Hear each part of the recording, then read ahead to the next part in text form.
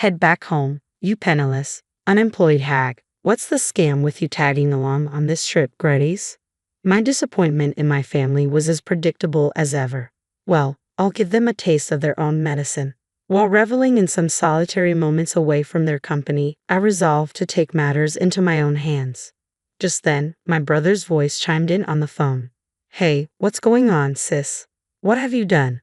My name's Lucy, a 30-year-old office worker, and for the past 3 years, I've been with someone special, Alan. He's a genuine gentleman who not only treats me with kindness but deeply cares for me. We first crossed paths in college. He was my senior, and I often turned to him for advice on work or personal matters. He always listened intently and offered wise counsel. As we transitioned into the working world, we kept in touch, meeting regularly. Then, one day, he confessed his feelings and we embarked on a relationship. Since then, our journey together has been blissful, filled with shared moments and dreams of a future together. Then came the day when Alan popped the question, Lucy, I want to spend the rest of my life by your side. Will you marry me? Yes, we both agreed, and the decision to tie the knot was made. Swiftly, we shared the news with our families. Nice to meet you, I'm Lucy. I introduced myself warmly. Oh, so we finally meet. Alan has talked a lot about you, his mother exclaimed with a smile. You're just as lovely as he described, I replied, feeling the hint of shyness. Don't sell yourself short. Come on in, make yourself at home, she insisted kindly. Thank you, I said gratefully. Alan had lost his father a few years back, leaving only his mother in the family home. I was anxious about meeting her, but she greeted me with open arms. Over tea and snacks, we engaged in a delightful conversation, easing any worries I had about fitting into the family. Lucy, you're truly a remarkable person. I couldn't be happier that you'll be joining Alan as his wife, my mother-in-law to be praised, her kind words catching me off guard and leaving me slightly flustered.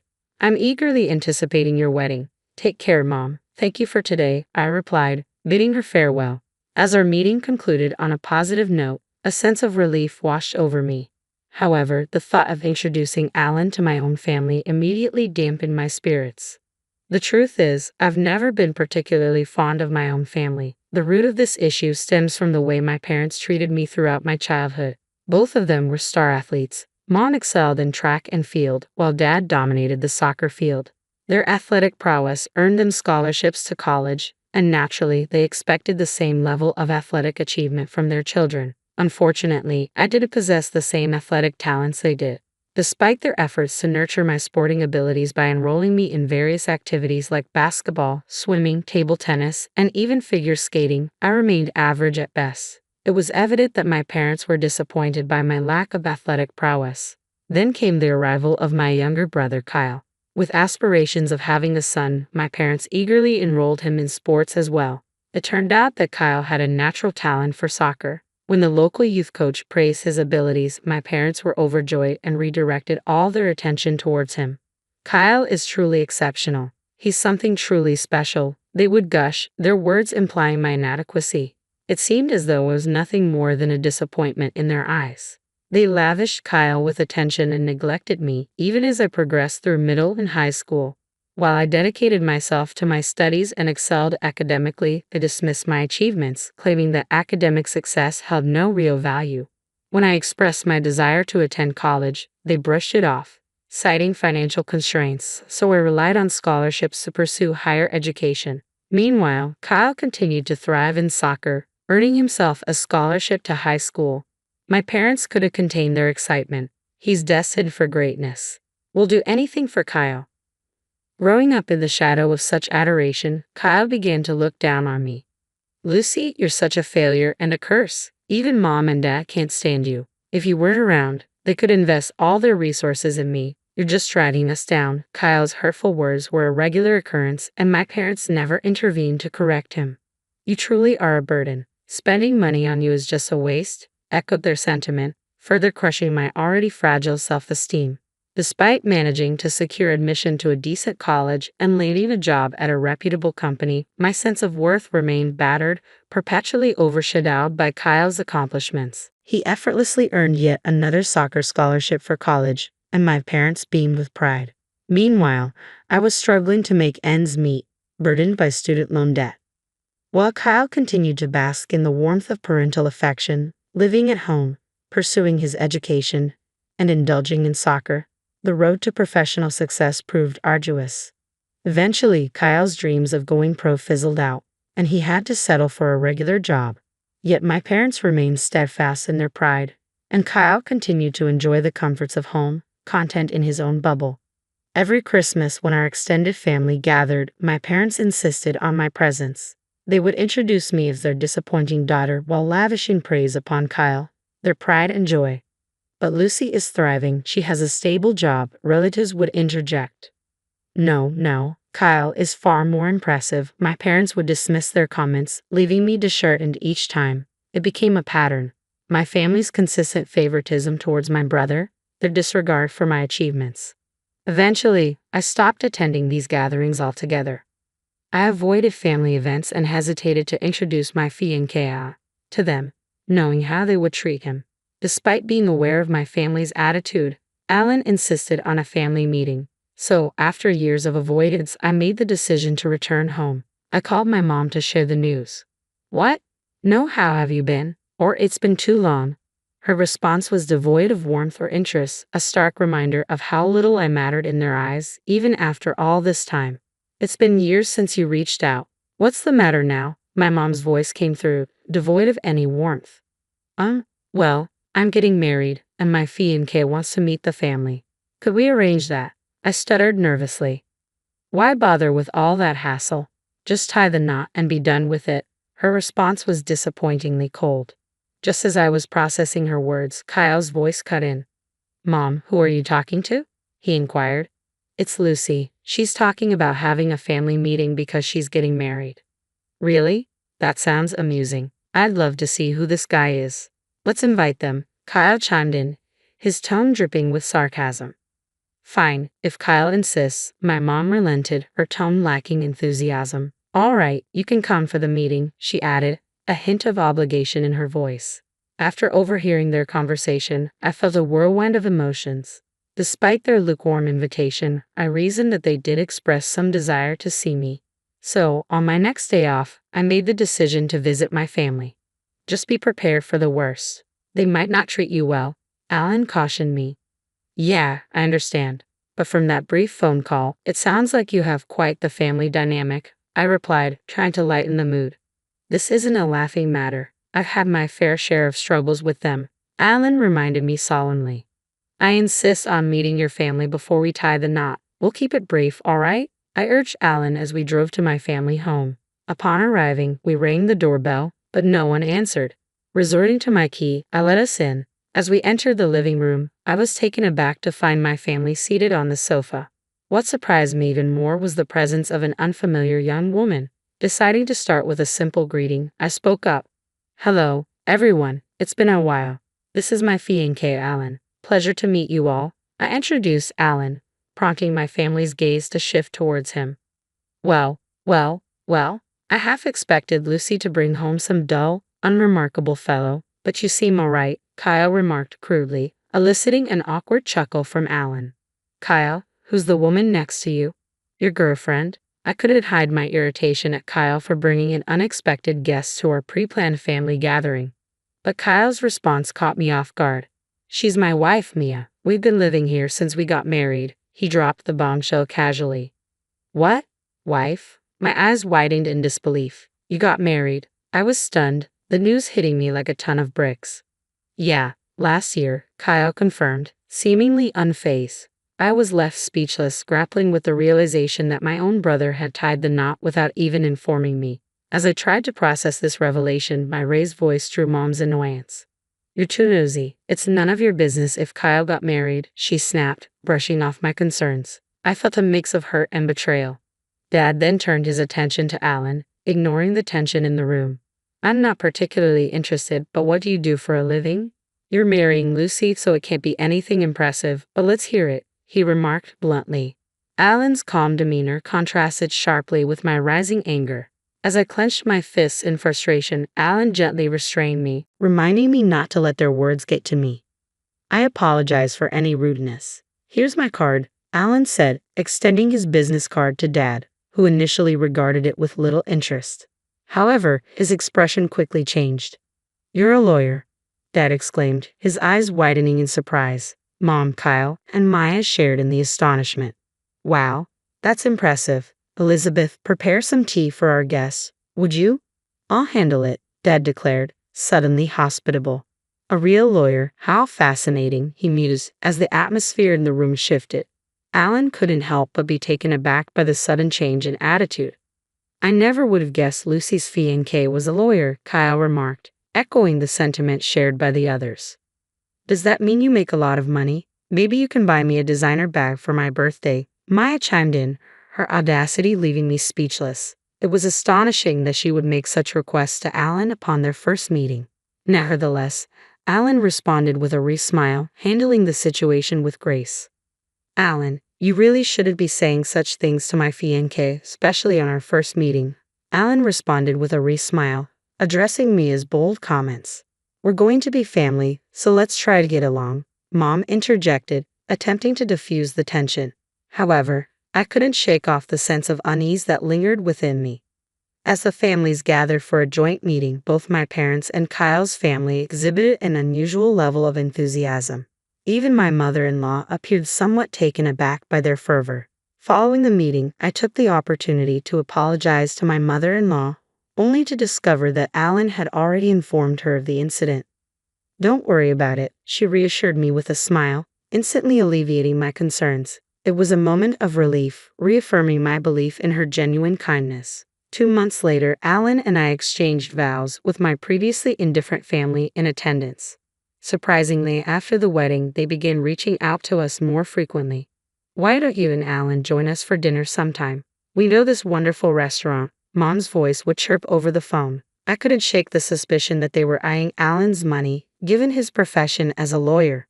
But I wasn't about to fall for their scheme. "We're tied up at the moment, so we can't commit to anything right now. We'll keep you posted when we're available," I replied, keeping my tone neutral. "Sure, we'll be eagerly waiting.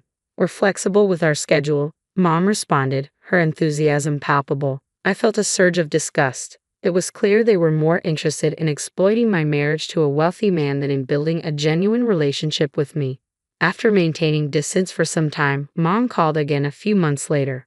"When are you and Alan going to join us for dinner, Lucy?" Mom's voice dripped with false sweetness, and I could practically feel her desperation through the phone.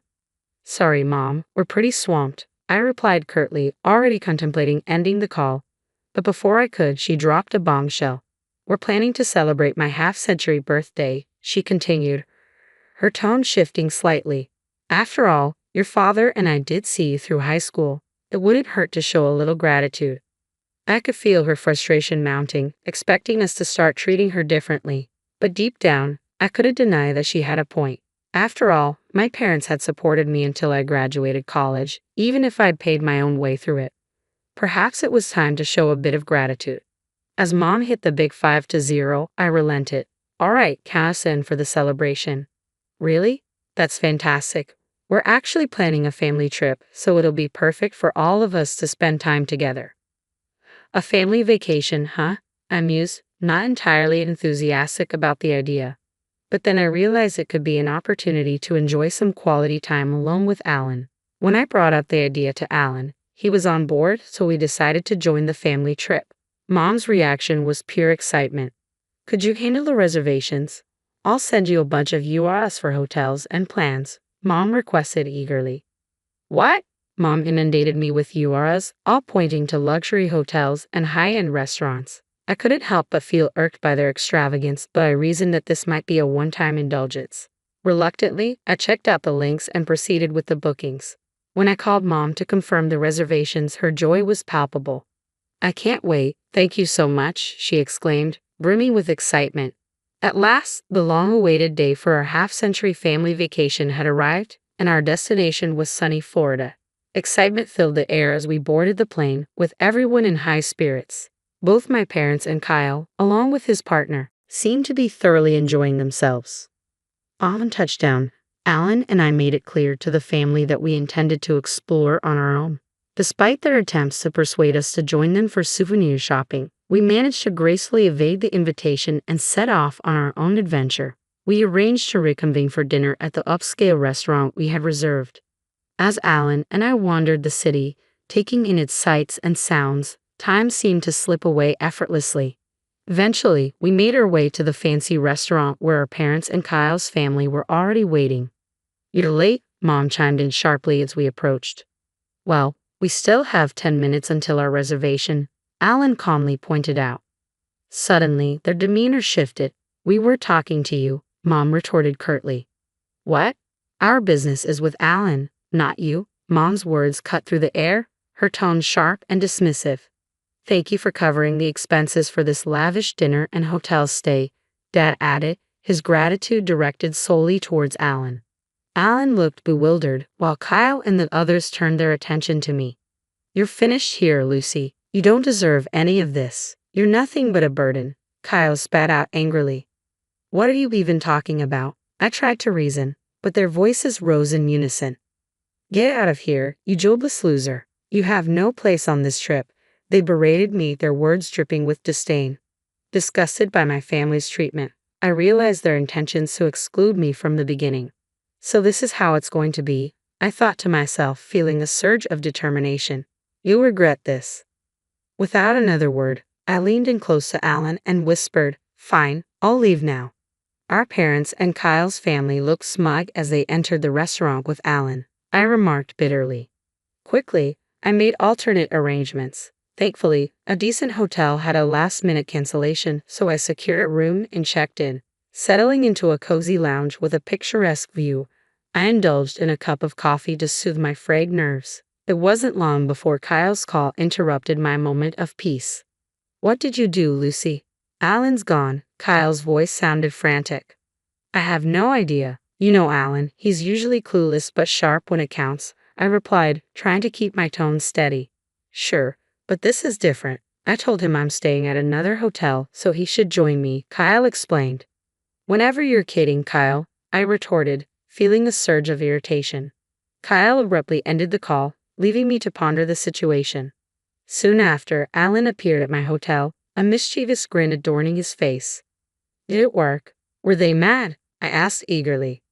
"Yeah, they were furious. They're hopeless," Alan replied, shaking his head in disbelief. "You were going to foot the bill, and they still acted like that," I exclaimed incredulously. Even Alan was taken aback by their behavior. We brushed it off and decided to treat ourselves to a meal at the hotel's fancy restaurant. Returning to our room, we unwound and woke up feeling rejuvenated the next morning. Eager to explore, we embarked on a sightseeing adventure. Wanting to avoid traveling back with our parents, we opted to change our flight to an earlier one. While waiting for our flight, Mom's furious voice pierced through the phone. "Hello, what's going on? I thought you didn't require my assistance," I answered calmly. "What's the meaning of this? Why is the hotel bill due at checkout?" Mom demanded angrily. "That's how I made the reservation. Don't joke around," I replied, trying to maintain composure.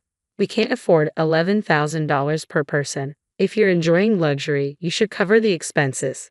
Unless you want to end up in jail," Mom snapped back. "Stop it. You're so arrogant for a parasite," she spat out before ending the call.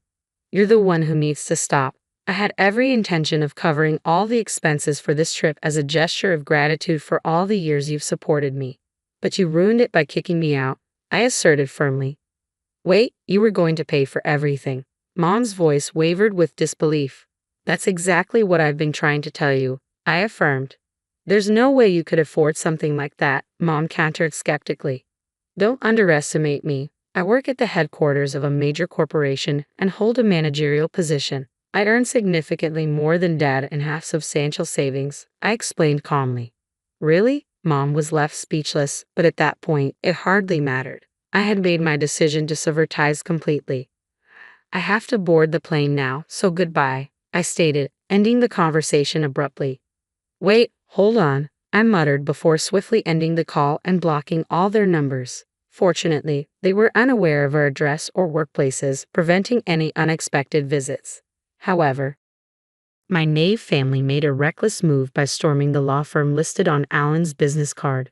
Their disruptive behavior led to chaos, with Kyle even causing damage to office equipment, resulting in their arrest.